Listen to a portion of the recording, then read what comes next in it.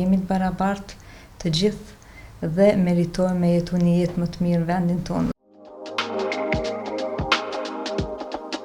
Art Without Limit, festivali ndërkombëtar i filmit që i kushtohet në tërësi personave me aftësi të kufizuara, nuk lindi nga një strategji kulturore shtetërore, por nga një përvojë personale. Ganimet Sava, drejtoresh dhe themeluese e festivalit, e pa artin jo vetëm si profesion, por si një mjet fuqizimi për ata që shpesh mbesin në margjinat të shoqërisë. Sigurisht, si fillim, kjo ide ka ardhur nga ideja që unë vetë jam me amputim si pasojë një aksidenti dhe mendojsha që unë duhet plotësohem edhe personalisht, jo veç artistikisht në punën time me një gjë, me një punë, me një diçka që ta sjellim në vendin tonë për gjithë këta persona që janë rreth 250.000 me aftësi të kufizuara të regjistruar në Kosovë. Shumë prej tyre marrin shërbime shëndetësore, sociale, psikologjike. Shërbime këto jetike për ta, por arti, si mjet shprehjeje dhe fuqizimi, kishte mbetur pothuajse i paprekur. Me këtë rast e kam ndjekur si një obligim edhe profesional, kështu që kemi vendosur edhe emrin që është Art Without Limit, është arti pa kufi, që nuk njeh kufizime.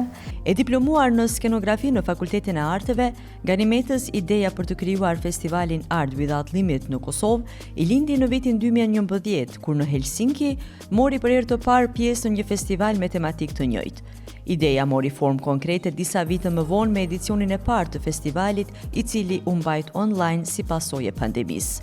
Pavarësisht kufizimeve, interesi dhe reagimi i publikut e dëshmuan se kishte nevojë për një festival të tillë.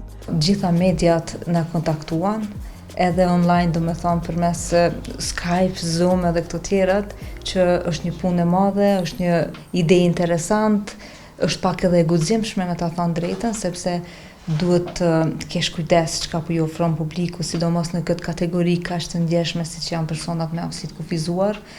Të kemi filma me mesazhe të mira që prekin tema të ndryshme, po ashtu mos bëjmë edhe kategorizime siç janë veç njëra e aftësisë kufizuar, për shembull vetëm autizmi ose diçka, jo, po ti përfshim gjithë dhe të bëjmë një gjithë përfshirje, po ashtu mos i lajmë anash fëmijët, gratë edhe gjitha kategori tjera. Kështu që për neve ka qenë një sfidë, një punë, një koncentrim i madh, një dedikim jo vetëm nga ana profesionale si artist, po edhe nga ana shpirtërore. Që nga i moment çdo edicion ka qenë më i suksesshëm se i mëparshmi, me rritje të numrit të filmave, të pjesëmarrësve, të bashkëpunimeve ndërkombëtare dhe të ndikimit në shoqëri. Përveç shfaqjes së filmave, festivali zhvillon edhe punëtori arti të dedikuara ekskluzivisht për personat me aftësi të kufizuara, nga shkrimi i skenarit, përdorimi i kamerës, montazha, ndriçimi e grimi e deri tek realizimi i një filmi të plot. Nga ky proces lindi dokumentari Sparks of Light, që e portretizon Fahri Krasniqi nga Prishtina, një artist me aftësi të kufizuara që punon vepra arti me dru. Filmi u shfaqi jashtë konkurrencës në festival në kuadër të seksionit Edhe ti mund t'ja dalësh, por rrugtimi i tij nuk përfundoi aty. Sparks of Light udhtoi në shumë vende të Evropës dhe Afrikës, duke fituar çmime ndërkombëtare, në Bullgari për producentën më të mirë, në Travel Fest Albania si filmi më i mirë dhe në Zimbabwe si dokumentari më i mirë ndërkombëtar. Po kur kesh një ekip të mirë, një personazh të mirë siç ka qenë Fahriu, siç është, atëherë edhe puna ecën më mirë, po edhe mesazhi ka qenë i fuqishëm, edhe i preks. Pavarësisht se vjen nga një vend i vogël si Kosova dhe është festival relativisht i ri, Art Without Limit ka arritur të ndërtojë ura me emra të mëdhenj në industrinë botërore të filmit. Në juri kanë qenë producent dhe drejtor festivalesh nga Hollywoodi dhe Evropa, përfshirë edhe Kim Magnusson, producent danez me 4 çmime Oscar. Një nga momentet më domethënëse ishte në vitin 2023, kur filmi An Irish Goodbye, fitues në festivalin Art Without Limit, fitoi më pas çmimin Oscar për filmin më të mirë të shkurtër. Për herë të parë në historinë e Oscars, çmimi ju dha një aktori me sindromën Down. Për neve është lajm i madh sepse lidhesh me njerëz të kategorisë deri në Oscars, si një vend i vogël, si një festival i ri, nuk ka qenë shumë e lehtë, po thjesht puna po flet vetë, na jemi shumë të kënaqur që po na hapen dyert duke pa punën edhe angazhimin ton. Për te çmimeve, ndikimi më i madh i festivalit matet të ndryshe, me përqafime, lot dhe falënderime pas shfaqjeve, me njerëz që thonë se festivali i bëri të ndihen të liruar emocionalisht, të përfaqësuar, të dëgjuar.